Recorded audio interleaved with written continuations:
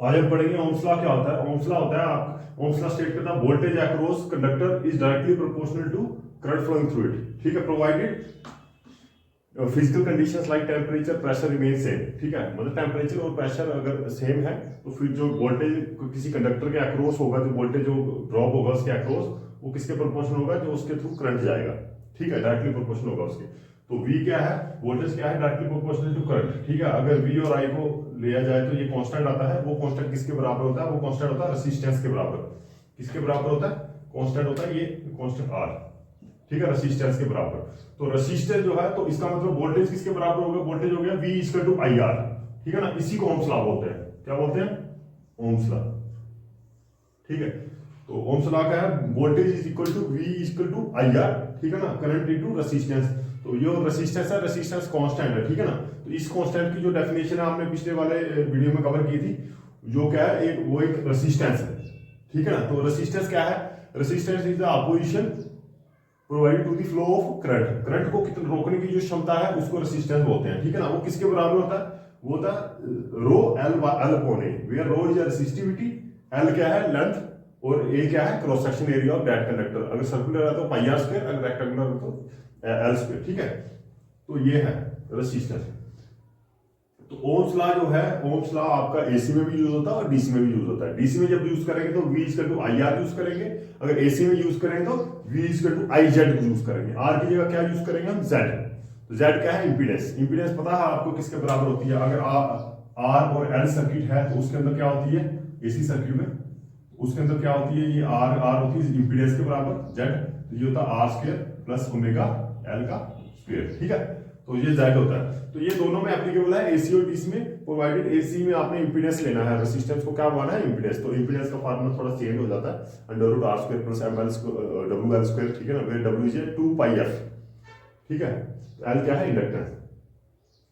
तो ये है इसमें। अब लेकिन कुछ लिमिटेशन भी है ओम्स लॉ की। ठीक है ना, क्योंकि ये हम दोनों में यूज करते हैं, एसी और डीसी में दोनों में यूज करेंगे, लेकिन इसकी कुछ लिमिटेशन है। वो लिमिटेशन कहाँ कहाँ यूज नहीं कर सकते हम इसको। हम जैसे हमारे पास जो इलेक्ट्रॉनिक्स से पहले जो डायोड और मॉसफेट्स वगैरह से पहले जो पुरानी इलेक्ट्रॉनिक्स हम यूज करते थे, वो था वेल्स यूज करते थे। हम क्या करते थे, वेल्स यूज, जिसके अंदर गैस फिल की होती थी, तो वो वेल्स पे काम करता था। उसके ऊपर ये जो है, it is not applicable to arc lamps. Arc lamps हो गई जैसे हमारी CFL होती है ना, घर में लगाते हैं ना CFL, जो पहले पहले लगाते थे, क्लोरोफ्लोरोसेंट लैंप्स जो होते थे, व्हाइट कलर की जो रोशनी देते थे।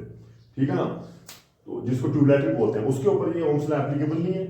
इंसुलेटर्स के ऊपर एप्लीकेबल नहीं है। ठीक है ना, इंसुलेटर्स को भी जिसको करंट कोई कंडक्ट करता ही नहीं है। ठीक है ना, कोई भी मटेरियल जो कंडक्ट करंट नहीं करता तो उसको हम इंसुलेटर बोलेंगे, उसके ऊपर ये ओम्स लॉ एप्लीकेबल नहीं है। तो वही इलेक्ट्रॉनिक वेल्स आ गए। इलेक्ट्रॉनिक वेल्स से जो पुराने रेडियो वगैरह में वही गैस फील्ड बॉल्स होते थे, उनमें मतलब गैस फील्ड जो भी ट्यूब्स, अब गैस फील्ड ट्यूब्स जो होती थी, इन सब में मतलब जिस भी चीज में गैस फील्ड है और इंसुलेटर जो है, उसके ऊपर ओम्स लॉ नहीं यूज कर सकते हम। ठीक है, ये इसकी प्रॉपर लिमिटेशन है। तो अब क्या है जैसे हमारा रेजिस्टेंस होता है, ऐसे कंडक्टेंस भी है। बस रेजिस्टेंस और कंडक्टेंस में फर्क क्या है, it is a reciprocal of resistance.